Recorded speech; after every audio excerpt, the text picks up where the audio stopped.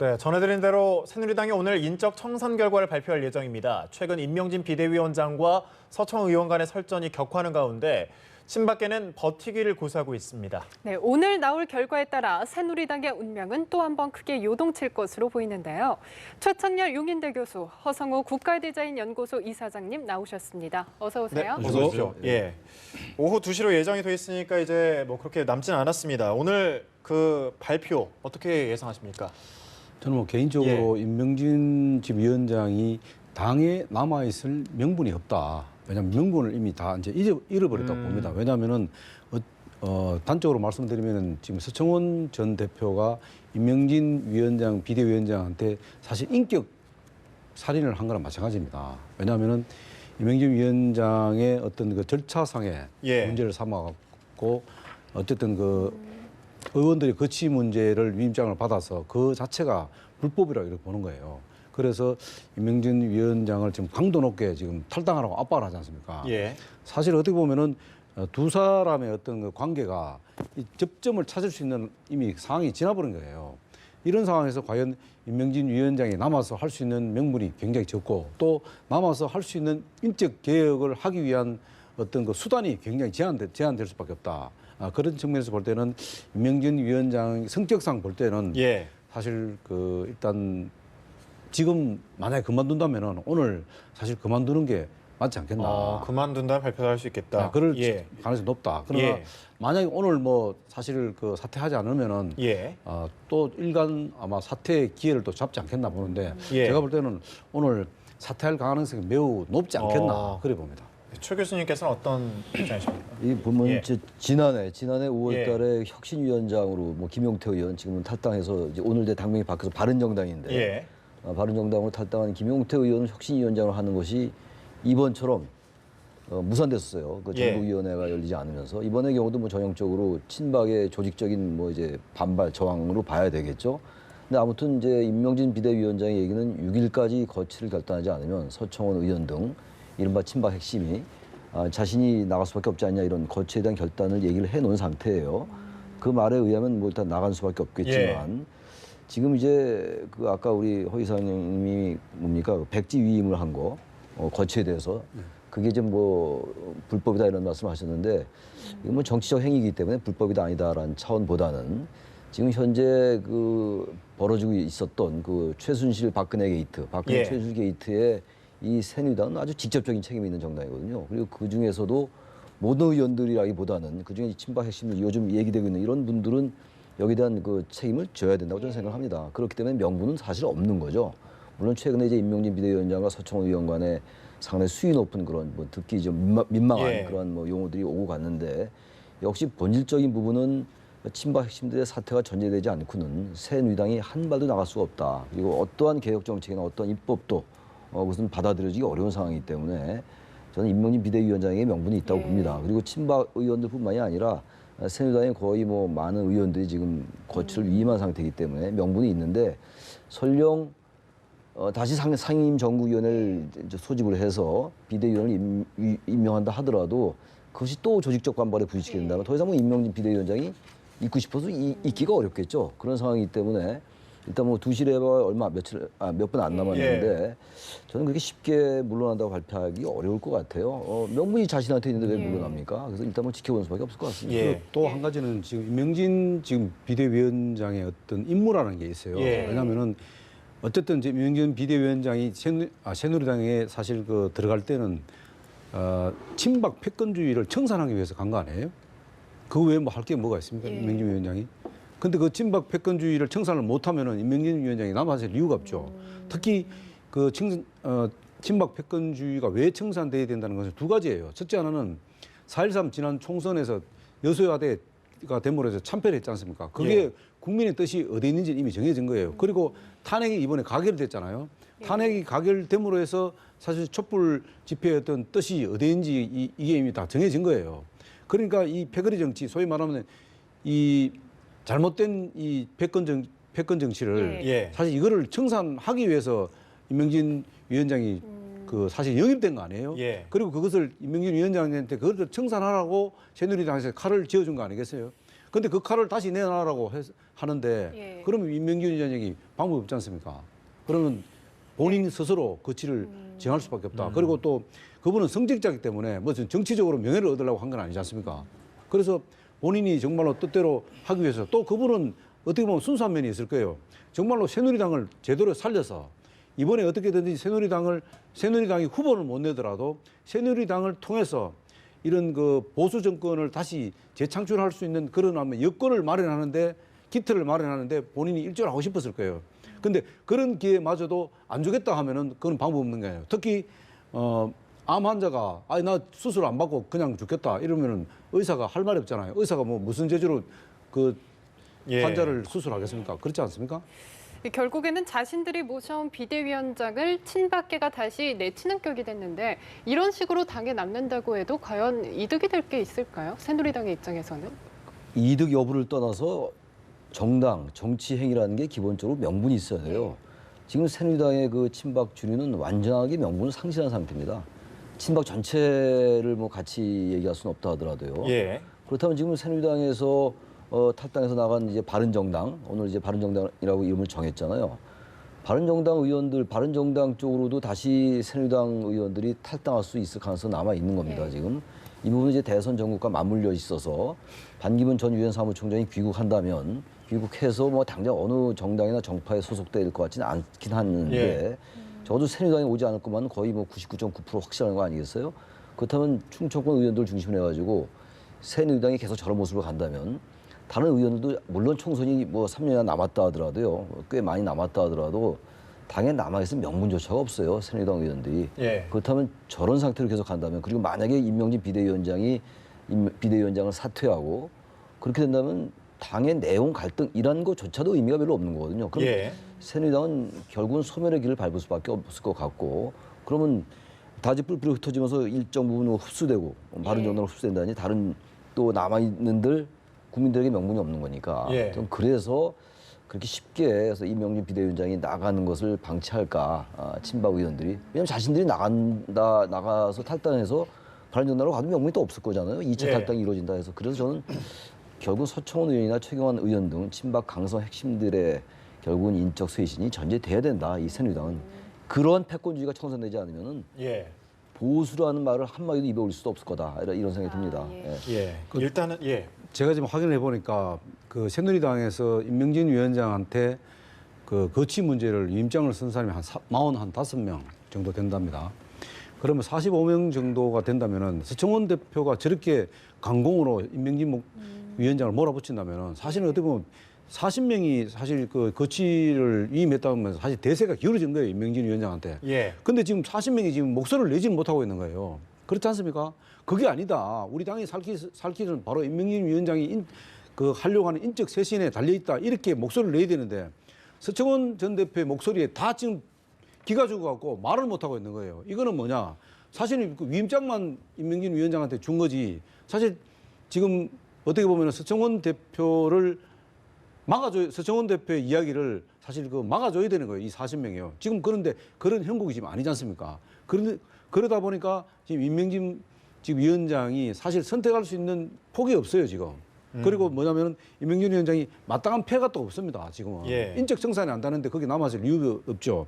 그렇다고 해서 서청원 대표가 임명진 위원장을 몰아냈다 이래서 임명진 위원장이 2시에 뭐 사퇴했다. 이렇게 하면 그럼 새누리당이 살 수 있느냐? 저는 새누리당도 살 수 있는 길이 없다고 봅니다. 왜냐하면은 새누리당이 이제 2차, 3차 탈당 도민화가 일어날 가능성이 높다. 그렇게 되면은 사실 어떻게 보면은 친박의 핵심만 남아있을 가능성이 높다. 그렇다면 그 과연 정당으로서 존재 가능하겠냐, 기능으로서 제대로 하겠냐 하는 부분인데 그 부분은 제가 볼 때는 굉장히 어려운 상황으로 갈 수밖에 없다. 그런데 그것을 과연 서청원 대표가 원하는 것인지 그건 알 수는 없습니다만은 그러나 어쨌든 이 서청원 대표와 지금 임명진 위원장의 두 사람의 관계를 묶을 수 있는 끈이 하나도 없다는 거예요.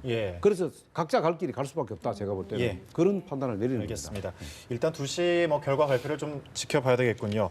이런 내용 속에서도 대선 시기는 좀 빠르게 흘러가고 있습니다. 19세를 이제 18세로 하향 조정하는 그 선거 연령을 하향 조정하는 안을 이제 추진하고 있는데 현실적으로 가능할까요, 이게? 가능하죠. 가능하지 않을 이유가 없죠. 18세로 선거 연령을 인하하는 문제는 공직선거법을 개정하면 되는 문제거든요. 현재 지난번에 개혁보수신당이 예. 18세로 선거 연령을 인하하는 문제에 대해서 아주 긍정적으로 검토를 한다고 했다가 이제 입장을 바꿨어요. 이 선거권 연령 문제는 당위적인 면과 현실적인 면이 두 개가 같이 우리가 고려를 해야 됩니다. 우선 현실적으로 볼 때 지금 보수 쪽의 이 정치 세력은 아무래도 선거 연령 인하에 대해서 아주 부정적일 수밖에 없어요. 그러니까 투표율과 관련되는 문제이기도 하고, 특히 이번에 이제 그 촛불 집회가 어제 뭐 11차가 끝났습니다만 젊은 사람들이 사실 주도하고 있는 형국이에요 지금. 과거에 20대, 30대가 정치에 좀 무관심했던 것에 비해서 이번 이 최순실 게이트 이 사태, 국정농단 사태에서 젊은 세대들의 어떤 그 정치적 에너지가 굉장히 활성화되어 있는 상황이거든요. 그런 상황 속에서 이 대선 전국에서는 상당히 투표율이 올라갈 확률이 높아요. 과거 좀 다를 수 때보다 있다. 상황이 달라질 수 있기 때문에 이 바른정당도 그렇고 뭐 새누리당은 말할 것도 없고 18세 연령 인하에 대해서 아주 부정적일 겁니다 아마. 근데 반대로 야당은 어쨌든 18세로 선거 연령을 인하하면 63만 명이 유권자 늘어나는데 지난 대선에 투표율 75%를 대입시킨다면 40몇만 표 정도가, 물론 뭐 젊은 세대가 다 야당 성향이나 뭐 진보적 성향의 유권자라고 단정할 수는 없다 하더라도 아무래도 분명한 것은 최근에 여러 가지 그 이 사태를 보는 시각, 그리고 박근혜 대통령에 대한 지지율 이런 걸 볼 때 젊은 세대가 분명히 이 야당 성향을 지지하는 거는 우리가 일반적으로 인정할 수 있는 부분들이거든요.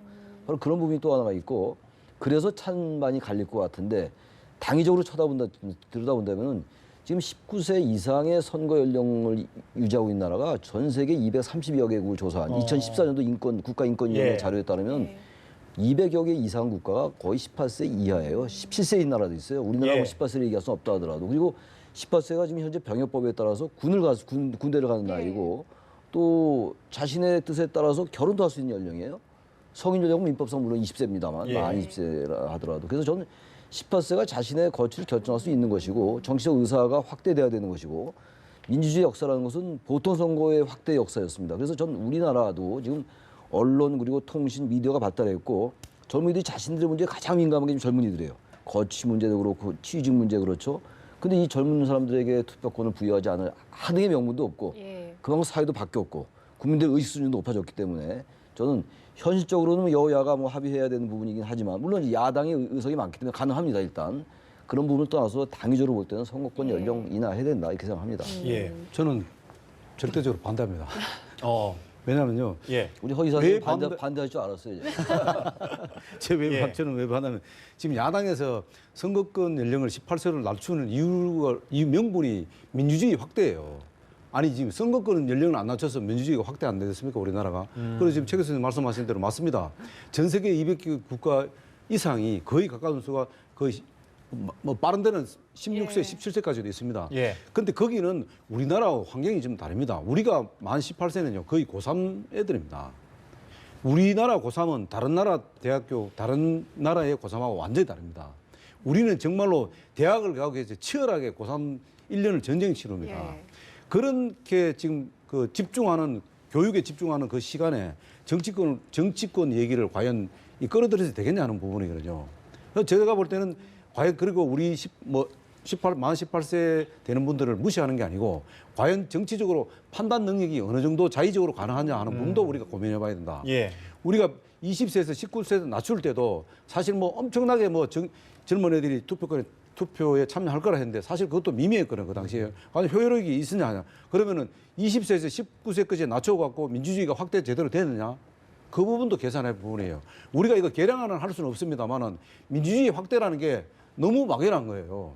그렇다면은 좀 더 구체적으로 왜 18세가 돼야 되니? 차라리 오히려 야당에서 우리 저 야당 지지율이 젊은 애들이 높으니까 이번 대선에 이기기 위해서 뭐 정치적으로 공학적으로 해야 되겠다. 차라리 솔직하게 얘기하면 좋아요. 그런데 마치 엄청나게 무슨 만 18세 이상을 참여 안 시키면 민주주의가 뭐 확대가 안 되는 것처럼 이렇게 포장을 하는데 그거는 그렇지 않다. 정말로 우리 냉정하게 만 18세 정도의 판단 능력이 과연 정치적으로 판단 능력이 가능한 건지 물론 뭐 최 교수님 말씀 따라 워낙 우리가 지금 뭐 국민들의 역량, 민주주의 역량이 지금 높다는 것도 다 알지만은 그러나 중요한 것은 만 18세가 되면 거의 이 고3 교실에 사실 어떻게 보면은 정치화 될 수도 있다는 거예요. 그것을 두려워하는 거죠. 저는 말이에요. 지금 야당에서 민주주의 확대를 위해서 투표율을 그 선거 연령을 낮춰야 된다라고 얘기한 것에 대해서 비판적으로 말씀하셨는데 저는 더욱더 궁색한 논리가 고3이니까 투표권 주면 안 된다라는 거야말로 너무너무 빈약한 논리입니다. 그거는. 예. 아니, 고3인데 왜 투표권을 주면 안 돼? 고3 학생들이 그야말로 오히려 그렇게 수험 그 입시에 정말 매몰돼 있고 그렇기 때문에 더욱더 투표권을 줘야죠. 예. 그래서 더욱더 자신들의 그 앞으로 방향이라든지 국가가 나아갈 길에 대해서 고민할 수 있는 공간을 줘야 될 겁니까? 왜 우리나라 항상 이 젊은 청소년들 전부 입시에 매몰되게 있는 걸 아예 정당화시키는 그러니까 그야말로 민주주의 확대라는 빈약한 논리로 하지 말고 차라리 그 투표율이 높아지니까 젊은 사람들 그렇게 말하라고 그랬잖아요. 야당에. 전 반대로 여당에 똑같은 얘기를 하고 싶어요. 자신들이 선거에 불리할 것 같으니까 엉뚱하게 고3이라는 거를 아주 궁색한 논리를 갖다 대고 있는 예. 거거든요. 아니, 제가 제 말씀 아니, 한 말씀 드릴게요. 아니, 제 말씀 들어보게. 고3이라는 잠깐만. 예. 이거 허 이사님도 말씀 길게 하니까 저도 말씀 길게 할게요. 잘 되겠습니다. 예. 보세요. 여야는 다 정치적 셈법이 있는 거예요. 그건 다 예. 우리 아는 거 아닙니까? 단지 명분이 어느 쪽에 있느냐가 중요한 거 아니겠어요? 제가 봐도 그건 우리 허 이사장 말씀이 맞아요. 야당은 자신들이 유리하니까 연령 인하하자고 그러는 것이고 여권은 불리할 것 같으니까 연령 인하하지 말자는 거 아닙니까? 그건 다 아는 거예요. 그래서 약간 당위와 현실을 구분한 거 아닙니까? 중요한 건 당위예요, 당위. 우리나라가 왜 18세로 연령 인하 못합니까? 지금 하다못해 지금 우리보다 훨씬 후진국인 나라도 다 18세, 17세인 나라도 있어요. 그리고 어떤 나라들은 투표를 의무로 하는 나라도 있어요. 예. 싱가포르 같은 나라는 투표가 의무이기 때문에 투표를 안 하면 벌금을 내게 돼 있습니다. 예. 우리나라 18세한테 선거권 연령을 안 줄 이유가 전혀 선거권을 안 줄 이유가 전혀 없고 예. 지금 20세에서 19세 도 온 것도 2005년도에 우리나라가 결정된 거거든요. 일본도 최근에 낮췄어요. 18세로. 그러니까 지금 자꾸 젊은 사람들을 그렇게 고3병에 가둬두게 일부러 하는 거나 마찬가지예요. 예. 젊은 사람 다 판단합니다. 이번에 촛불 집회 때 얼마나 많은 발언을 했고 얼마나 많은 그 영향력을 미쳤어요. 예. 그리고 정치 참여를 높여야죠 젊은 사람들한테. 그리고 아니, 근데 저- 이걸 지금 완전히 제가 다른 건 뭐 양보하겠는데 예. 이 선거 연령 18세 이하는 양보할 수 없습니다 정말. 제가 아무런 국회의원도 아니고 아무런 입법권도 아니요, 없어요. 저 예. 최 교수님 말씀하세요. 그것을 반론하는 게 아니, 반론이 아니고 반론이라는 반론은 아니고요. 아까 말씀하신 고3이기 때문에 만 18세는 안 된다는 그 의견은 아니에요. 왜 만 18세가 되어야 되는지 당위성을 너무 그게 부족하다는 거예요. 제가 민주주의 말씀드렸죠. 확대를 위해서 만 18세 낮춰야 된다. 그게 민주주의 그러면 확대가 지금 안 됐습니까? 그렇지 않지 않습니까? 제가 말씀드린 거는 고3이기 때문에 안 된다는 건 그게 아니에요. 왜 만 18세가 돼야 되냐는 거예요. 민주주의 확대 그거는 우상호 의원이 한 얘기인데 뭐 여기서 그 민주주의 확대 그 특정 의원의 얘기를 우리가 얘기할 건 없고 저는 기본적으로 어쨌든 투표율을 높이지 않는 투표가 높지 않다는 게 걱정들이잖아요. 지금 사실은 왜 이렇게 투표율이 낮냐라고들 많이들 비판하는 거 아닙니까? 아니 교수님 그러니까 투표율은 전 세계적으로 투표율이 낮는 것은 전 세계적 추세예요. 아니, 우리나라가 더 낮아요. 그렇지 않아요? 네? 자꾸만 그것도 전 세계적으로 아니, 투표율이 아니, 낮은 거예요. 예. 그거는 잘못된 전 세계 얘기. 추세입니다. 그거는. 세계적으로 투표율이 과거보다 낮다 하더라도요. 우리나라 유난히 낮습니다 지금. 그래서 아니, 투표를 높이기 위해서 18세까지 낮춘다는 그것도 아니야 명분이 너무 약하지 아니, 않습니까? 투표율을 명분이? 높이기 위해서 18세로 낮추자는 게 아니라 18세면 자신의 문제 그리고 우리 정치의 문제를 다 판단할 수 있는 능력이 있어요. 예. 근데 왜 그 사람들을 갖다 판단 능력이 없고 사회적으로 정치적으로 미성숙했기 때문에 아니, 아닌가? 판단의 기준이 어딥니까? 아니, 잠깐 판단할 수 있다는 기준이 아, 어디죠? 보세요. 예. 그럼 군대는 왜 가게 합니까? 판단도 안 되는 애들을. 아 왜죠? 왜 아니 왜 군대를 왜 판단도 가자뇨? 안 되는 정신적으로 사회적으로 예. 미성숙한 애왜 군대 가게 하죠? 그럼 아니, 잠깐 제가 말씀 자신의 문제를 결정 못하는 사람은 왜 부모들의 허락이 없이도 결혼할 수 있게 허락합니까? 고등학교를 그게 졸업을 무슨 해야지 일이에요? 군대는 가는 겁니다. 아니 그 18세 이하 문제가 그거예요, 예. 바로. 18세 때 병력 의무를 지는 것이 아니고 18세 때 사실 신체 검사를 하게 돼 있습니다. 그리고 졸업한 아니, 이후에 가게 만 돼 있죠. 18세가 되면 자신의 의지에 따라서 군대도 갈 수 있고 결혼도 할 수 있어요. 그것보다 더 중요한 자신의 문제를 결정하는 게 어디 있습니까? 근데 그런 사람들한테 사회적으로, 정치적으로, 육체적으로 미성숙하니까 투표권 줄 수 없다. 이런 논리가 지금 그래서 전 세계적으로 230개 중에서 205개 이상이 18세인 거예요. 자꾸만 그 저기 견강부할 필요 없어요. 예, 두 분의 알겠습니다. 의견이 계속 엇갈리고 있는 것 같은데요. 국민의당 상황도 잠시 살펴보겠습니다. 미국을 찾았던 안철수 전 국민의 대표가 오늘 귀국을 하는데요. 최근 지지율도 저조했고 또 당내 입지도 불안했거든요. 그렇다면 이렇게 고심이 깊은 가운데 어떤 돌파구를 마련했을지도 궁금하거든요. 어떤 입장이세요? 저는 저 안철수 대표의 그 돌파를 이걸 또 어떻게 극복하냐 하는 예. 것은 딱 한 가지다고 봐요. 모든 걸 내려놓는 게 저는 그 돌파할 수 있다고 봅니다.